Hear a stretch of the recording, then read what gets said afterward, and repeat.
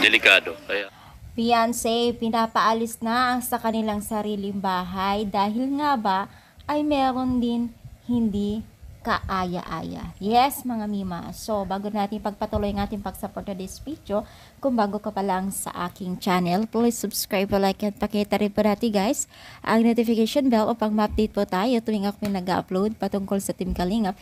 And please support po natin ang buong Team Kalingap, lalong-lalo na po kila Kalingap Rap at Kuya Bal. Alam niyo ba guys na itong si Beyonce ay kailangan na daw umalis sa bahay nila. Ika nga sabi na mismong tatay niya at kinento nga ito ni Dr. Lab.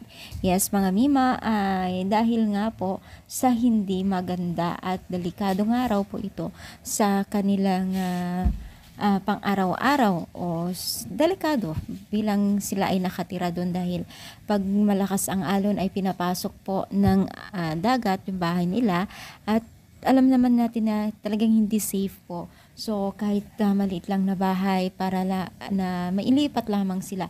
Pero, syempre guys, sa awa ng Diyos at sa tulong po ng Team Kalingap na ginamit po ng Panginoon ang Team Kalingap ay napakaganda po yung bahay na pwedeng lilipatan at maaaring makakaalis na po sila Beyonce doon at yun nga sabi nga ng kanilang tatay ay delikado doon at papaalisin at kung pwede ay papaalisin na ng as soon as possible.